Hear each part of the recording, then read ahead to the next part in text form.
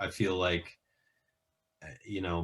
my own transformation of a sense, I think began with working with a coach, 13, 14 years into my time at Amazon. And I was lucky enough to be part of a leadership program that paired me up with an executive coach. And I remember the first 2 hours I spent with her, I didn't feel like we talked about anything that had anything to do with my job, but oh my God, did it like change my whole perspective. And the 3 or 4 meetings I had with her after that, that was what really revealed to me, like, this is kind of the path I need to go down. And it was transformational, and it was kind of, I wouldn't go so far as to say it was life saving for me, but I was definitely on that path that you've described of, like, you think you're working towards something that you really want, and you realize, actually, this isn't really what I want at all. And that was an amazing experience. I wonder though, does that sometimes scare companies from engaging with coaches? Because I left my employer a couple of years after. I've certainly coached a handful of people who have gotten to the end of their engagement with me as well, and they've realized, you know what, actually, I'm not doing what I want to do, and I'm going to take a big pivot here. And I wonder, does that present an obstacle sometimes in corporate engagements for any of you?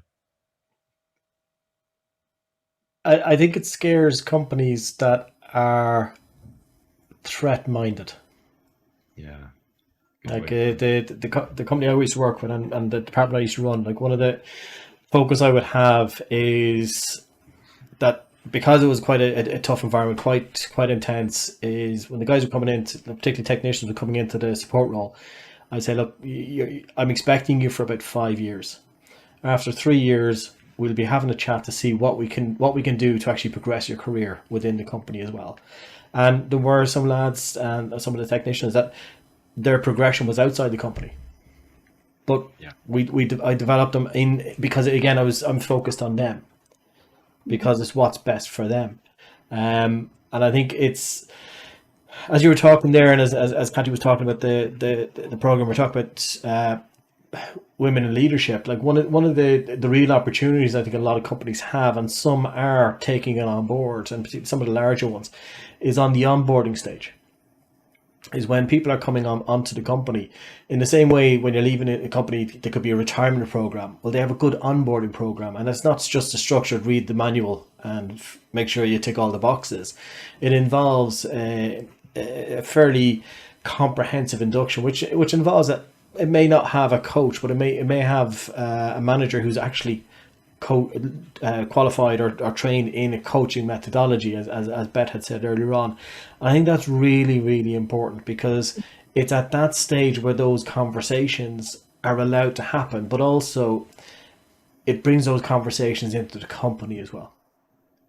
And I think there's a nice balance to be had there, because I haven't, and you guys would know as well, like, I haven't been the manager, having have those roles. You want to see your people do well for themselves and achieve what they can achieve, and then that's leadership, and that's the people that we want to develop.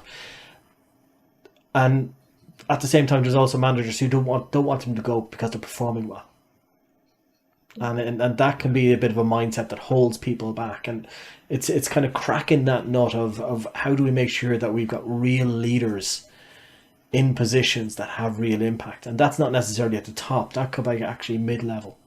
I'm certainly seeing that desire for managers or leaders to be able to bring a coaching approach to how they show up at work as being Yeah.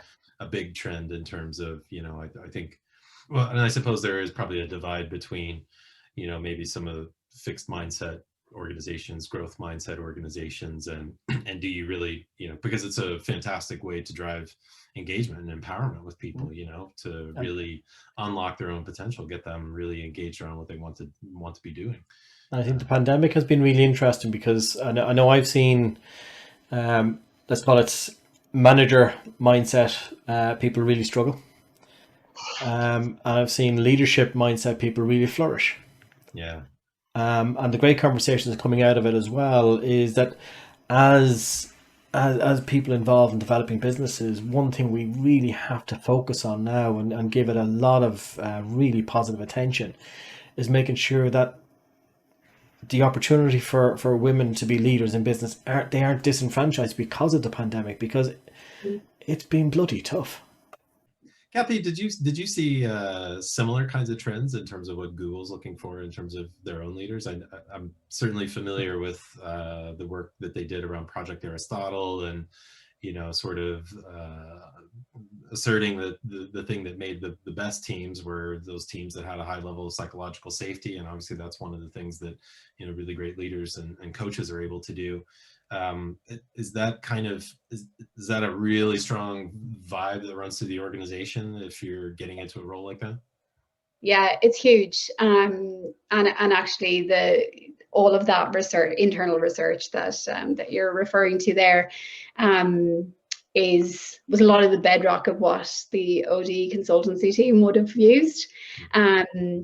So the expectation that leaders know how to build effective teams, that they are coaching their teams, that they're developing their teams, they're not developing their leaders, their future leaders for Google, they're developing them for the world. And that can sound a little arrogant, but it's back to what you said there, Stephen. It's, you're not holding on to them because they're high performers. You're developing them into the best leaders that they can possibly be. That very much is the vibe. And some people with the growth mindset completely embrace that. And it just takes others longer to get there. But that absolutely is what flows through the company. And how do we take what's great in both and capitalize on that? But certainly a trend that I've seen over the last couple of years is around managers in particular seeking out further development in coaching. So there are internal programs that will give them, the foundations and kind of set the expectations of what you need to do as part of your job. But there's been a huge desire to go deeper and to get externally qualified, which is absolutely fantastic to see. And I would say that really has accelerated in the last 2 to 3 years.